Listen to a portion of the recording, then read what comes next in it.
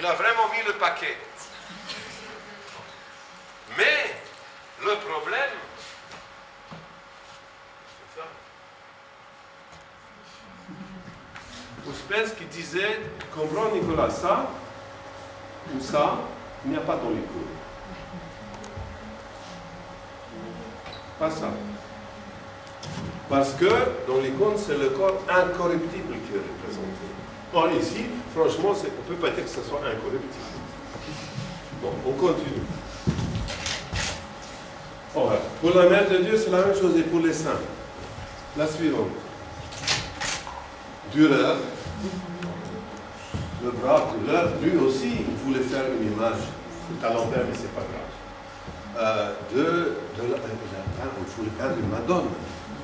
Bon, Nuremberg était déjà protestant à l'époque, dans la pauvre, elle n'a plus de nain. Mais c'est pas seulement elle n'a pas de nimbe. Bon, la sainteté du sujet, elle a pris un coup, n'est-ce pas? Parce que aussi, là, il y a, je veux dire, c'est de la bonne chair, tout ça. La chair, c'est magistralement bien. Mais ça ne peut pas être une icône. Et je ne dis pas ça pour me moquer. Nous ne sommes pas barbares, comme les gens le pensent, que nous ne respectons pas, nous ne comprenons pas que c'est de l'art. C'est de l'art, bien sûr. Et Dürer est un artiste, peintre, tout à fait remarquable dans son genre. Mais c'est un autre art. Ce n'est pas l'art liturgique orthodoxe. Et ça, ce n'est pas fait pour prier devant. Ou alors fermer les yeux. Comme dans la chapelle Sixtine. De toute façon, on ferme les yeux tellement c'est beau. Parce que c'est une vaste charcuterie. Alors, bon, la prochaine. Alors, juste encore à propos de ce qui est le sujet des icônes.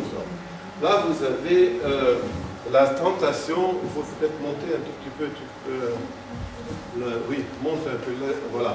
La tentation du pauvre Saint Antoine, Antoine le Grand, par Matthias Grunewald, le fameux peintre, qui a ici sur la rétable de Issenheim en Alsace, il y a donc Antoine et dans son combat spirituel. Et le peintre a essayé de représenter tout ce qu'il y a de plus horrible, un peu moins de lumière, parce que sinon on ne voit pas les choses assez horribles. Là on va jamais. Voilà. Des monstres, pas des monstres qui d'ailleurs tirent le pauvre Antoine. Il faut régler un peu le... Oui. Non mais il va réussir. Là c'est très bien, là c'est très bien. Vous voyez maintenant, hein, vous voyez les monstres qui entourent, pas tous les horreurs qui entourent. C'est le combat de Saint Antoine. Or, dans les icônes, nous ne représentons pas le combat. Nous représentons les résultats de la victoire. Les résultats de la victoire. La suivante. Saint Antoine en icône. C'est la paix, c'est la prière, c'est après. On ne dit pas qu'il n'y a pas eu de combat. Mais le combat en tant que sujet ne nous intéresse pas parce que on le prie parce qu'il a été victorieux. Parce qu'il est saint. Bon, c'était... Ça rejoint le côté... du versant palamite de ce soir, n'est-ce pas, l'acquisition du Saint-Esprit. Bon, il y a le combat, mais une fois le Saint-Esprit acquis, eh bien, il y a l'icône. Et c'est l'icône qui nous intéresse. C'est clair. La suivante. Alors, pour venir à la croix. Comme donc ici, il y a une représentation de la croix qui est vénérée par des anges. Et cette vénération de la croix, la forme de la croix, comme signe de victoire, comme je vous ai dit. Ça, c'est une icône qui est peut-être du XIIIe, XIIe siècle, mais ça remonte aux origines de la vénération de la croix dans l'Église, la forme de la croix. Et ce qui est particulier ici, c'est qu'effectivement, le Christ n'est pas représenté, enfin le corps du Christ n'est pas représenté sur cette croix qui est vénérée par des anges. Alors, la suivante. Voilà. Après un certain nombre de siècles, et la réflexion christologique intense de l'Église, on a commencé à oser de représenter sur la croix le corps du Christ. Alors, il y a une première iconographie où le Christ est représenté à peu près comme ça, mais il est revêtu d'un collobium. Nous allons voir tout à l'heure un exemple. Le collobium est une sorte de chemise en pourpre, donc impériale, donc qui souligne le caractère royal du Christ, le Rex Gloria. Et vous voyez aussi qu'il semble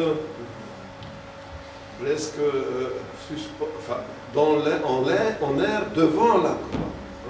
Il ne tombe pas, rien ne tire. Il est il a écarté les bras pour le salut du monde, comme il est dit dans l'Octoèque. Et, comble d'énigmes, le Christ a les yeux grands ouverts. Cette croix-là est une croix de Sienne, en Italie, où jusqu'au XIIIe siècle, on a continué à peindre à la manière grecque, comme disent les Italiens.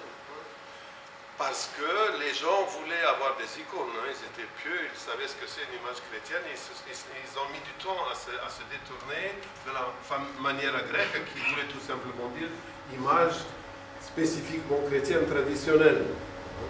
Il ne faut pas oublier que Duccio et même Giotto ont travaillé avec des maîtres grecs au début, et puis se sont émancipés. Mais, donc, c'est une croix qui, elle est tardive, qui est occidentale, mais c'était la seule photo que j'avais du Christ en croix de cette façon ancienne, presque volant et avec les yeux ouverts. Qu'est-ce que ça veut dire, les yeux ouverts? Tant que les yeux sont ouverts, il est quoi? Il n'est pas? Non, il n'est pas mort. Il n'est pas mort. Les yeux ouverts veulent dire... Alors, tant qu'il y avait cette iconographie-là, la croix était et continuait à être signe de la mort et de la résurrection. La croix et de la résurrection. C'était, comme c'est d'ailleurs normal, il faut toujours les penser ensemble. Mort et résurrection vont ensemble. Je ne sais pas comment on dit aujourd'hui, j'ai demandé au cours, mais il n'y avait pas de roumain dans le cours d'aujourd'hui ce matin. Quand vous chantez à Pâques, par la mort, tu as vaincu. En français, c'est un peu plat, n'est-ce pas? Tu as vaincu. En slavon, on dit papraf, ça veut dire papirit. En fait, il faut dire, en français, il faudrait dire piétiner. Voilà, c'est ça. Piétiner. C'est ça. C'est ça, en roumain. Oui, c'est normal. Donc, c'est comme on dit, une croix de gloire, une croix du Christ triomphant, du Rex Gloria, une crux triomphante. Alors, la suivante. Cette iconographie-là a été maintenue, jusqu'à l'époque en Orient, jusqu'à l'époque iconoclaste. Alors ici, une petite parenthèse, juste pour dire que, comme image pascale, proprement pascale, des événements de Pâques, il y avait juste